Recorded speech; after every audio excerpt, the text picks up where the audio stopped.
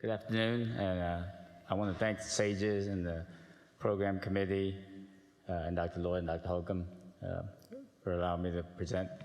I'm a minimally invasive and bariatric surgeon in the Woodlands, Texas, about 30-40 minutes north of Houston, and I'll be talking about the pathophysiology of GERD after bariatric surgery. So here are my disclosures. I am a proctor for the magnetic sphincter augmentation links device for J&J Ethicon. However, that is not relevant to this talk. So bariatric surgery, we all know that obesity is an epidemic.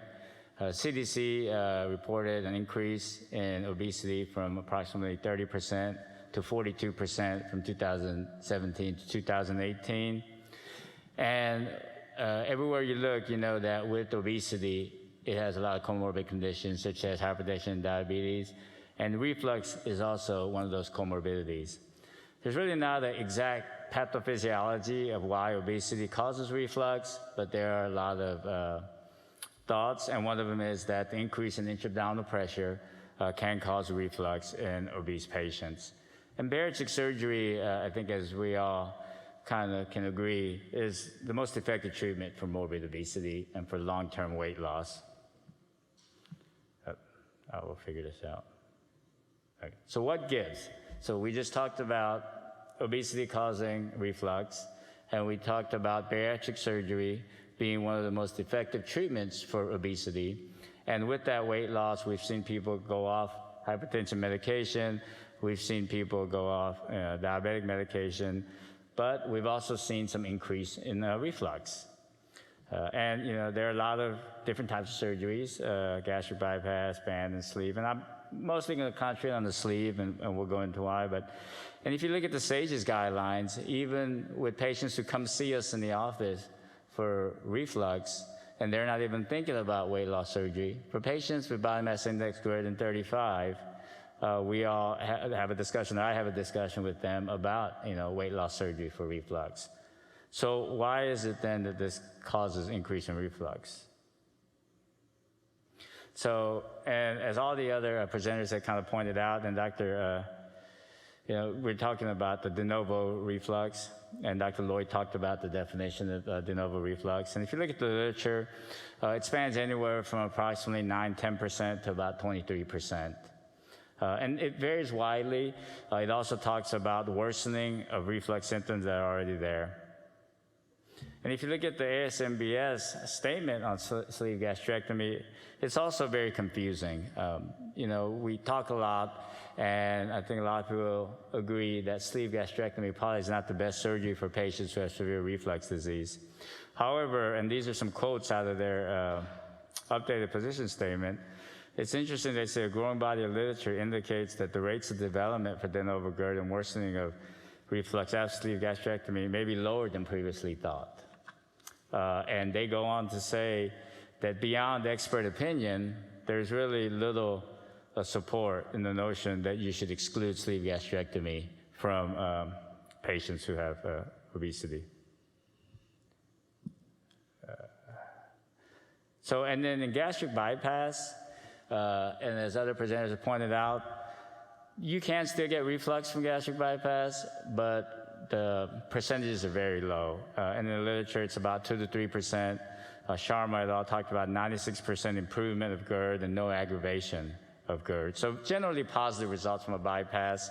And I know in my own practice, if they have severe reflux, and that's one of the main reasons they come to me along with a weight loss, and when they come with obesity and I ask them, you know, how bad is your reflux? And if it's bad, then I, you know, kind of try to talk to them about a gastric bypass, because I think that's the best way to go for that. And that's why I want to just concentrate on sleeve, the pathophysiology of it. Here's a diagram of the gastric bypass, and if properly done with a small pouch, and you have the acid that's diverted, you know, it is a very good surgery. And when I talk to patients, especially, you know, we do have a reflux institute, and they come into us for reflux, and their body mass index is 36, 37. I talk to them about gastric bypass as the, you know, definitive surgery for reflux.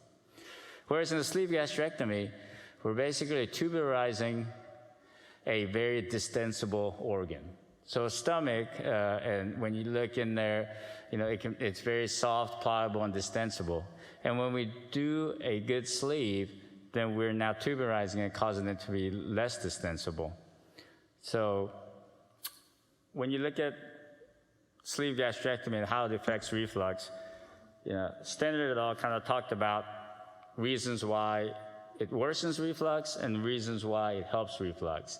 And for the de novo GERD, you're looking at the gastric compliance, dilation of the fundus, we talked about, the increased intraluminal pressure, along with possibilities of presence of a hiatal hernia. For improvement, though, you do have that reduced intra-abdominal pressure, as earlier stated. Don't know why exactly patients with obesity have reflux, but definitely increased intra-abdominal pressure is a big factor in that. And it can also help with accelerate gastric emptying and reduced gastric volume. So what are the physiologic changes? And when you look at it and look at the literature and kind of look at it in a sensical way, one of them is creation of neofundus/hiatal hernia. You do decrease that compliance and increase intragastric pressure, and then alteration of the angle of His is a big factor also. So here's an X-ray of neofundus, also for hiatal hernia. And what happens in a neofundus? You have those parietal cells, and they have increase in acid production. And when you have a large gastric fundus or a neofundus, then what it does, it leads to increased acid. And then you've created a sleeve, which by definition, you want food to go in, make the patients feel full, and have slow transit through that area. Well, now you've got increased acid in an area with slow transit, you can get reflux from that. Presence of a hiatal hernia. When I do sleeve gastrectomies, I always evaluate for a hiatal hernia, and if they have a hiatal hernia, I will do a full dissection into the mediastinum and do a complete repair of the hiatal hernia before doing a sleeve gastrectomy.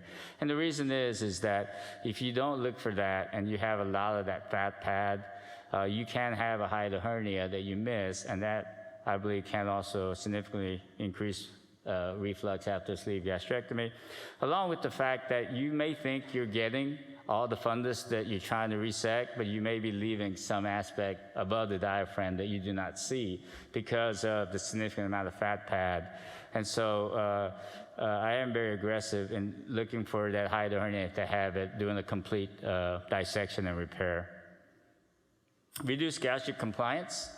Quero et al. Used high-resolution manometry, and they found that there's a significant increase in intragastric pressure with doing a sleeve gastrectomy.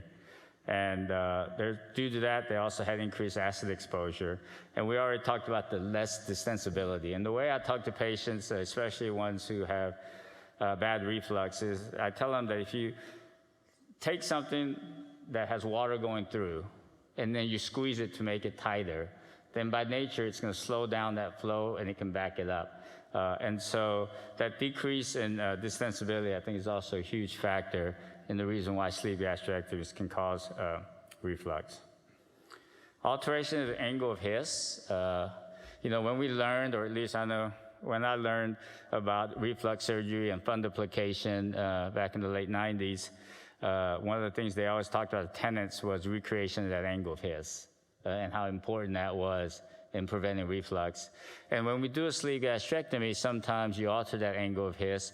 And Quero et al. Talked about widening that angle. So, instead of having a very sharp, acute angle from the esophagus to the fundus, now you're making that a little more obtuse. And so that can significantly affect reflux. And that can decrease the resting pressure in the LES. So in conclusion, we all know that we all kind of agree that bariatric surgery is the gold standard for effective long-term weight loss. And comorbidities are significantly improved. And depending on what you see, and even in just your own patients, you have some patients who you do a sleeve and their reflux does get improved, but you also have those patients who have worsening or de novo reflux. So it's still a controversy, even if you look at the literature. I talked about the new ASMBS position statement on that, and how they felt that maybe that de novo reflux is not as bad as what they first thought. And physiologic changes, can significantly happen. And I kind of failed to talk about the twisting of the sleeve. That's another way that you increase the pressure, decrease the sensibility, is if you spiral or twist that staple line. So the takeaways is that when you do a sleeve, really concentrate on looking at the hiatus, and if they have any evidence of a hiatal hernia, then do a complete dissection. Make sure that that GE junction is below the diaphragm, and do appropriate repair just like you're doing a normal periesophageal repair. I know a while back they were talking about putting a stitch or a suture on the anterior of the esophagus just to tighten it up.